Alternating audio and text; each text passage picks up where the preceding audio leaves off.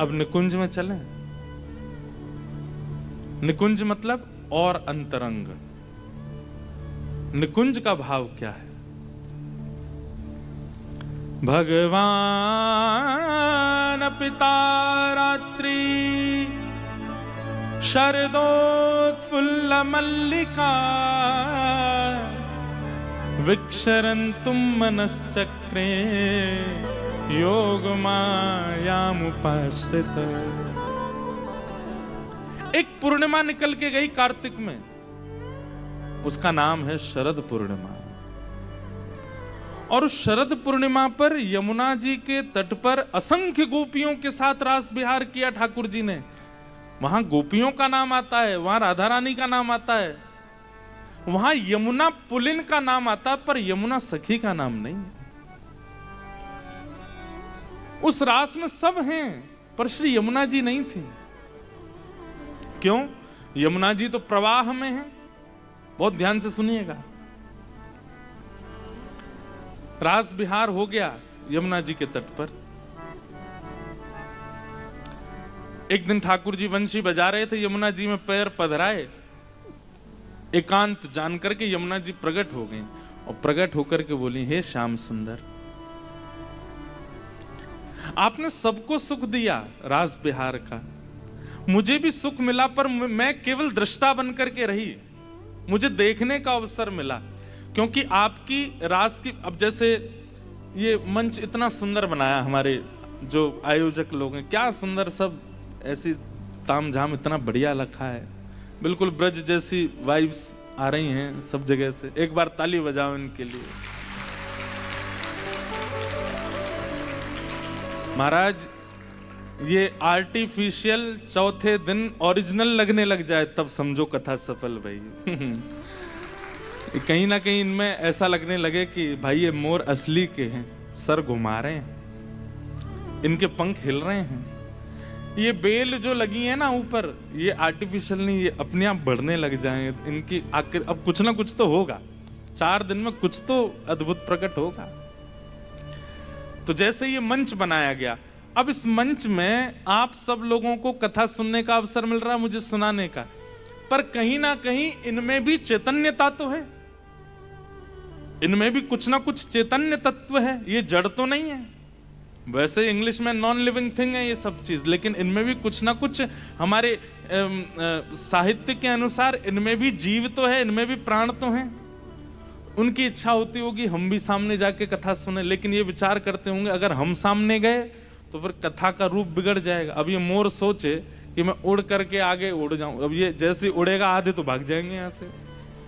Thermocol का उड़ कैसे गया?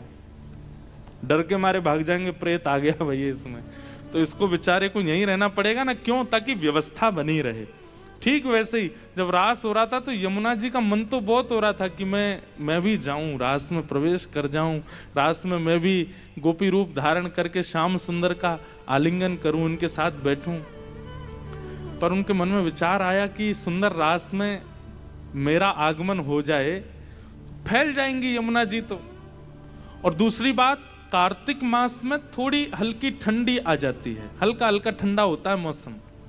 तो यमुना जी ने विचार किया कि कहीं मैं इतने स्वरूप में अगर आ गई, ठाकुर जी के चारों तरफ अगर मैं फैल गई, तो मेरी आगमन से कहीं रास में भंग ना आ जाए। इसलिए यमुना जी प्रवाहित होती रही, आई नहीं। लेकिन उनके मन में ये पीड़ा है, उनके मन में टीस है कि मैं केवल दृष्टा क्यों हूं, मुझे भी आना।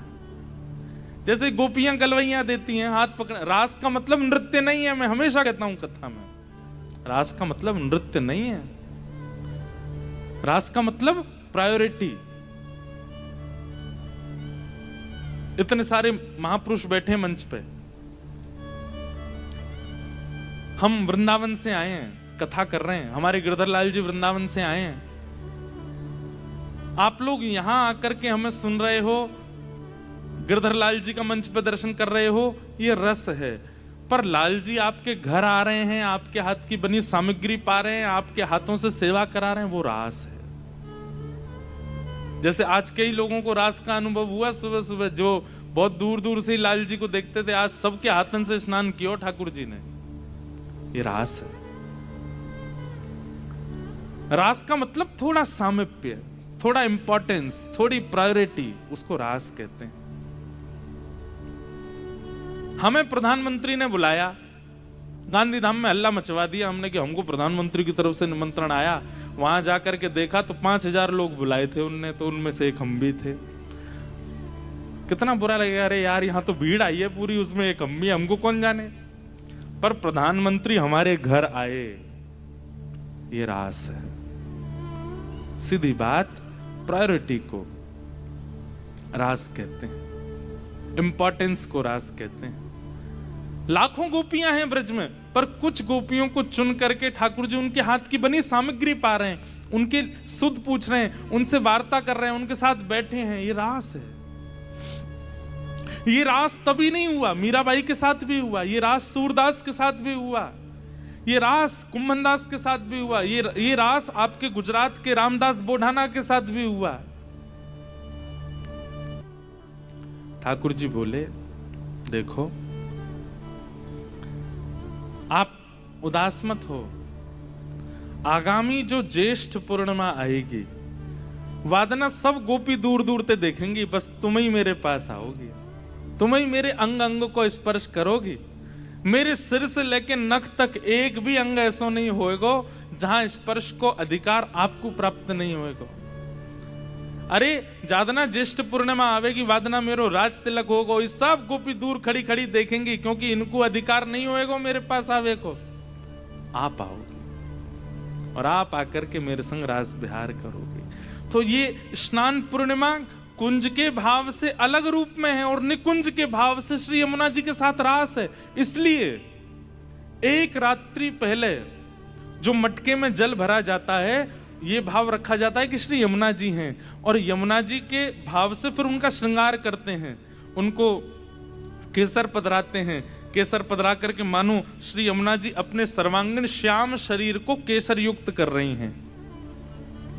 उसमें पुष्प पधराए जाते हैं, मानो श्री यमुना जी अपने केश गूंथ करके उसमें सुंदर पुष्प माल धरा रही हैं। उसमें सुंदर अगर, कपूर और ये सुंदर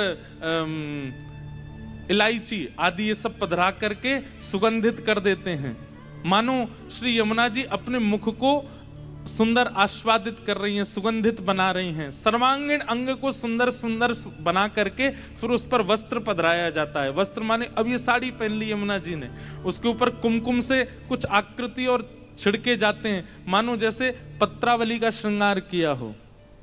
और सब धारण करने के बाद फिर यमुना जी को नीचे चौक पुरा करके उस पर पधरा देते हैं ठाकुर जी के समीप।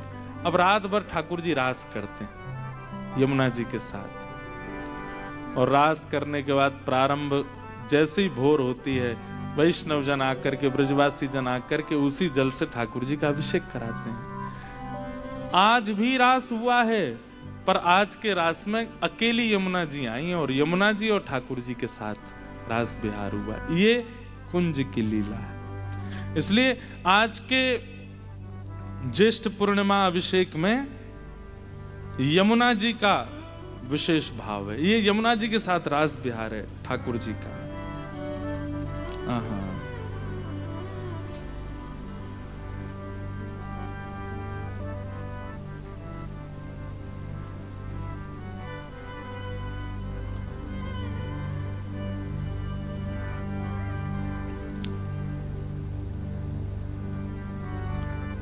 जमुना जल मैं है करत किलोले, जमुना जल मैं है करत किलोले। ग्रीष्म ऋतु ग्यारस उजियारी, ग्रीष्म ऋतु ग्यारस उजियारी। ज्येष्ठ मास सुख बरसत डोले, ज्येष्ठ मास सुख बरसत डोले। जमुना जल में करत किलोले, जमुना जल में करत किलोले। कर पिचकारिन सो जल छिरकत, कर पिचकारिन सो जल छिरकत, प्रिया वदन मूरत द्रग खोले, प्रिया वदन मूरत द्रग खोले, बुड़की लाल लली जल भीतर, बुड़की लाल लई जल भीतर, बुड़की लाल लई जल भीतर, बुड़की लाल बुड़की मतलब डुबकी,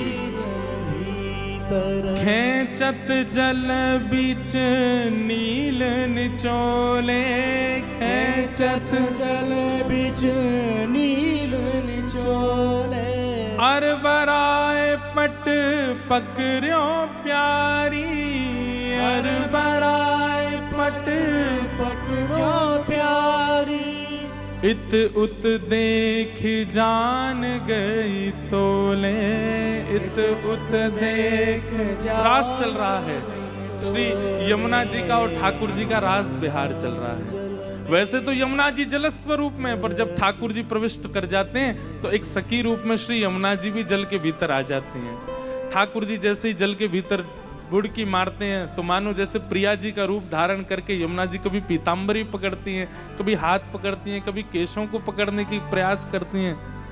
आहा, तो मैंने अभिषेक किया, आपने अभिषेक किया, कितने लोगों ने अभिषेक किया, पर निकुंज में मैं अदृश्य हूं, आप अदृश्य हो, केवल लाल जी हैं और श्री यमुना जी हैं, और वहां श्री यमुना जी के साथ ठाकुर जी का रास बिहार हो रहा है। बंधुओं, यमुना जी कोई और नहीं है, हमारी प्रिया जी का ही प्रेम स्वरूप है। हमारे ब्रज भाव में कहते हैं कि श्री प्रिया प्रियतम के विहार के समय जो प्रश्वेत के बिंदु प्रिया जी के अंग से प्रकट हुए, श्रम जल बिंदु ही श्री यमुना जी हैं। तो यमुना जी में और श्री प्रिया जी यानी कि राधा रानी में कोई ऐसा विशेष भाव भेद नहीं है। ठाकुर जी और यमुना जी भी एक है, श्याम वर्णा है दोनों, और बल्कि यमुना जी तो दोनों का मिलित स्वरूप है। उनका जो श्याम वर्ण है वो श्री ठाकुर जी हैं, और श्री यमुना जी का जो शीतल स्वभाव है वो श्री किशोरी जी हैं। दोनों मिल एक भय। यमुना जी का जो श्याम वर्ण है वो ठाकुर जी हैं, और यमुना जी की जो शीतलता है, जो ठंडापन है यमुना जी का, वो किशोरी जी हैं। इन दोनों भाव से वो एक ही हैं। उनके साथ ठाकुर जी रास बिहार कर रहे हैं। इसलिए ज्येष्ठाभिषेक के दिन यमुना जल से विशिष्ट स्नान करते हैं ठाकुर जी। और वैसे हमारे शास्त्र में आज्ञा देते हैं कि किसी भी वैदिक नदी जल में कुछ मिलाना नहीं चाहिए। जैसे गंगा जी में अगर आप कुछ डाल देते हैं तो गंगा तत्व खत्म हो जाता है। गंगा जी बिल्कुल जैसी आई हैं वैसी ही पान करनी चाहिए, ऐसी यमुना जी का है। पर केवल आज के लिए ये अनुमति है कि आज यमुना जी को सुगंधित कर सकते हैं, यमुना जी का श्रृंगार कर सकते हैं। क्यों? क्योंकि वे रास में प्रविष्ट हो रही हैं। और फिर जो इस रास के लिए मध्यस्थता बनता है, मतलब यमुना जी को ठाकुर जी से मिलाने में जो सहायक बनता है, जैसे मैंने अभिषेक किया, आपने किया, जिसने योजना बनाई, उन पर श्री यमुना जी विशेष कृपा करती हैं। और यमुना जी की कृपा क्या है? यमुना जी के भैया हैं हम सबके अत्यंत भय के मूलभूत स्वरूप श्री यमराज जी। यमराज जी यमुना जी के भैया हैं, जिसको सबको जिनसे भय लगता है।